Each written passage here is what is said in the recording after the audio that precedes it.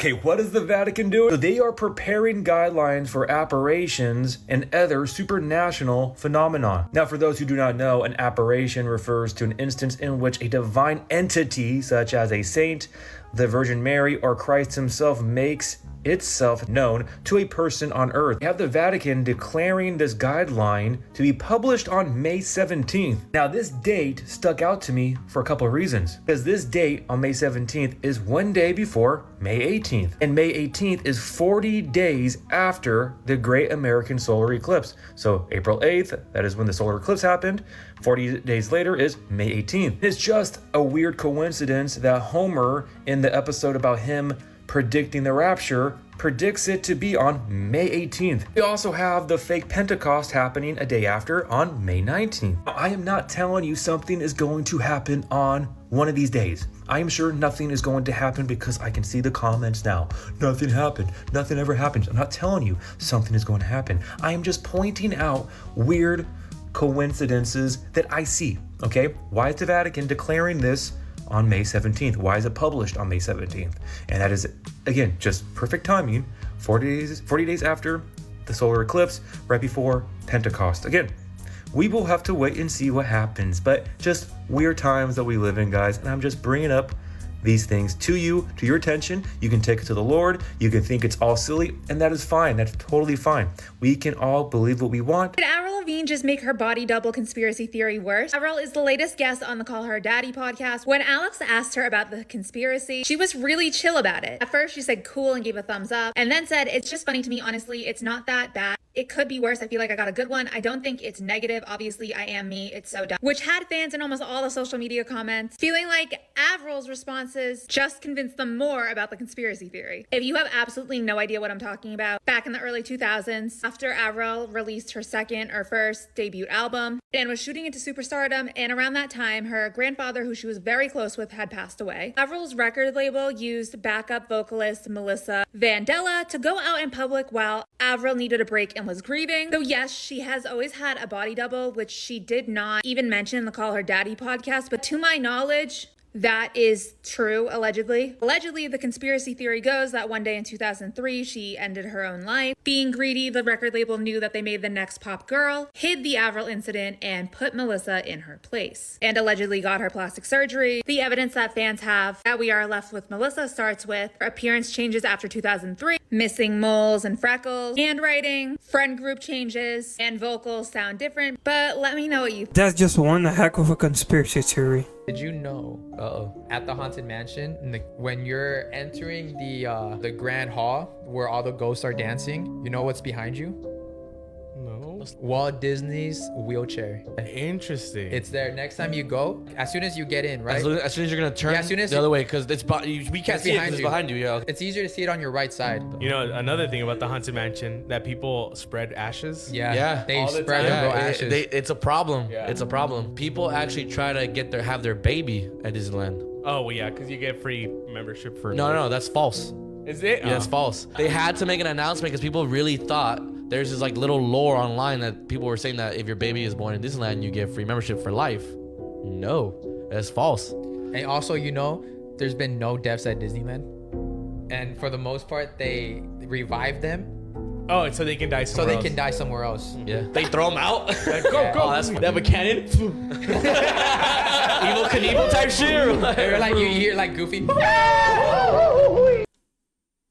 Why doesn't anyone talk about this? Scientists have just discovered a gigantic ocean 430 miles beneath the Earth's surface. Let me break this down for you. They went down 430 miles in the ocean and found an ocean inside the ocean. Does this mean the Agartha theory is real? Just a quick recap. The Agartha theory is that there is a legendary city said to reside in the Earth's core. Because think about it, how can you find another ocean inside the ocean? Everything you knew about the oceans is wrong. The scientists said that you could take all three of our oceans, Atlantic, Pacific, and the Indian, and put them together, and this new ocean is still 3 times bigger. This is what you're probably thinking. So they got to the bottom of the ocean, and then the water ended, but they then find another ocean. This raises a few questions. How do you go 430 miles beneath the ocean? Does the water stop at some point? And now we get to the craziest part.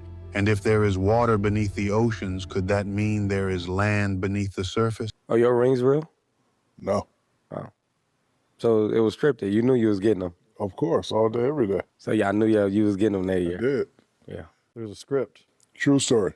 I never told the story. In the first round, first championship, in the first round, I forget who we're playing. I hear Phil Jackson tell Gary Vitti, hey, get us some hotels in Indiana, because that's where we're going to play in the finals. This was like before game one in the finals, and like it didn't hit me until we got to Indiana. Or maybe he just knew that they were the best team in the East. I don't know. I'm just telling you what I heard the man say. We haven't even played one game yet. They were back at the meeting. He's like, yeah, get us some, hotel rooms in Indiana. I don't want to stay in Indiana. I want to stay on the, outside of Indiana. Are you happy they cast you in the role of Shaquille O'Neal? Yes, I'm very, very happy. And I'm glad we beat Reggie Miller. I'm not sure if he's just playing here, or if he's actually admitting to the fact that NBA is all scripted. I'm not sure. This is scary. Isn't it weird how we all use our phones 24/7, but we never see them or use them in our dreams? Even all the other technologies like TVs and laptops, you just won't see them in a dream. Some people think that this proves that we're actually living inside a simulation because something is stopping you from seeing something on your unconscious level. What football conspiracy theories are just true? Now you cannot change my mind on these. Every single PSG game is played at night time. You can say, oh, you only watch the Champions League and PSG. No, even the French League games, when I see highlights of PSG, it's played at fucking night time. Even Google searching PSG, I scroll down all the images, every single one is taken at night time. This guy has only ever played at the World Cup. For the last 15 years, this guy has been Mexico's goalie every time I've seen him. Have I ever seen this guy play at club level? No. Does he even have a club? I don't know. Lastly, Lionel Messi has never done a step over in his entire career. This guy is anti-skills. You're lying if you can say, yeah, I've seen Messi do a step over. Guess what? You haven't. I mean, Paris is a busy city, so they get free time at night. That's why they play at night. I know how much Aaron Rodgers loves conspiracy theories.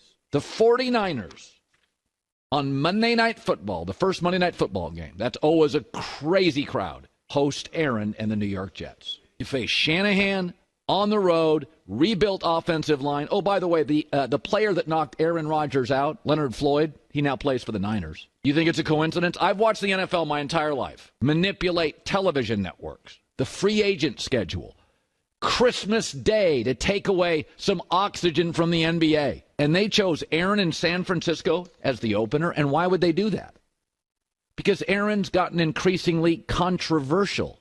And the NFL owns the world. The last time they were controversial was Colin Kaepernick. It hurt ratings. They don't want controversy.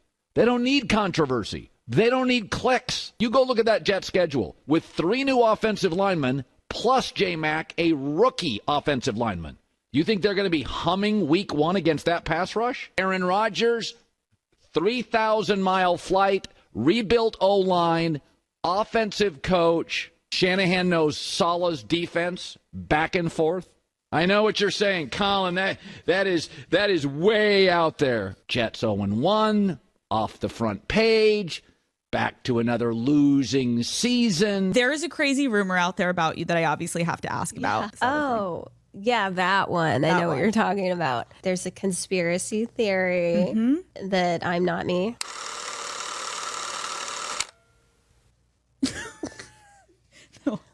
Cool. Honestly, it's not that bad. It could be worse, right? I feel like I got a good one. I don't think it's like negative or anything like creepy. So it's like, Avril, this conspiracy theory about you is a little creepy. Come on. Yeah, I don't know. It could be worse. It could? Yeah. Just to give people context, there's a conspiracy theory that Avril Lavigne is no longer with us. And there is a woman named Melissa who took over. And you, I can't even say it seriously.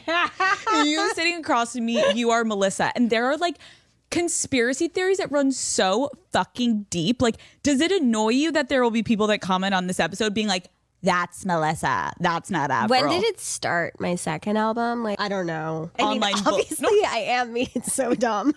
And why do you think people think that? I think that they've done that with other artists. I'm not the only one. I think like other people have that. I feel like yours is like really prominent. Oh, I mean, I feel like you might believe that. I'm honestly the one that started the conspiracy theory. I went undercover to interview Melissa. It's fucking crazy, and I just have empathy for you, but it's good again to know you don't give a fuck. I remember like being like, what are people talking about? And then I went and started looking and like, oh, people are fucking insane. So you don't care. So your name is Avril Lavigne. Yeah. But I knew you half believed it. What if it's true?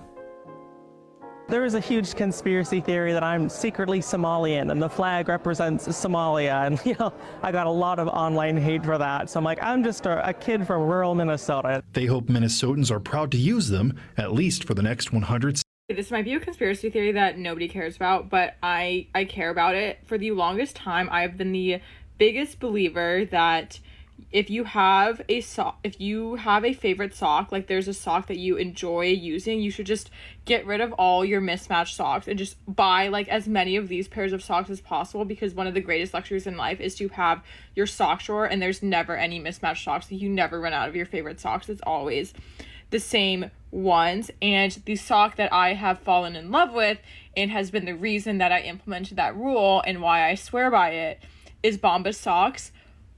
But I have talked about this with one of my friends who also is a Bombas sock stan, because they are the far superior sock.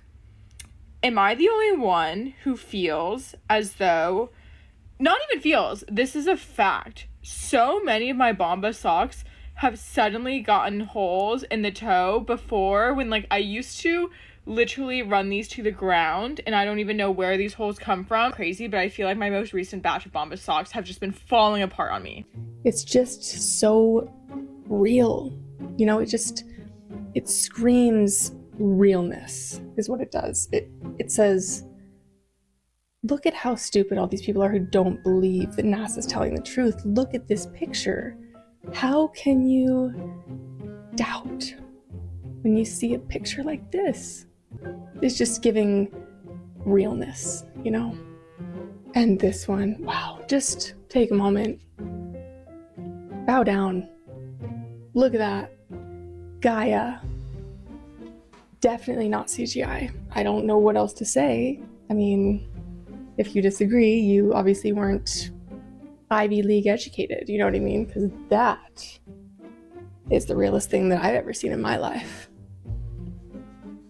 I think that just kind of, you know, it just closes the door on that conversation. This is obviously real, and this is clearly not CGI, so get a life, touch some grass, you weirdos who think that this is CGI. This is the end of the world. What do I mean by that? Well, pay attention to everything that's happening around you. Look at social media everywhere. I think that when people hear the end of the world, they think of some big disaster where the whole world just goes boom. But if you replace the word world with reality, you'll be able to understand what I'm saying. Once upon a time, it was normal to adhere to the government system. Once upon a time, your idols were celebrities. Once upon a time, it was normal to just be within this matrix and it did not matter what you had going on. That was life to you. It was normal to be religious.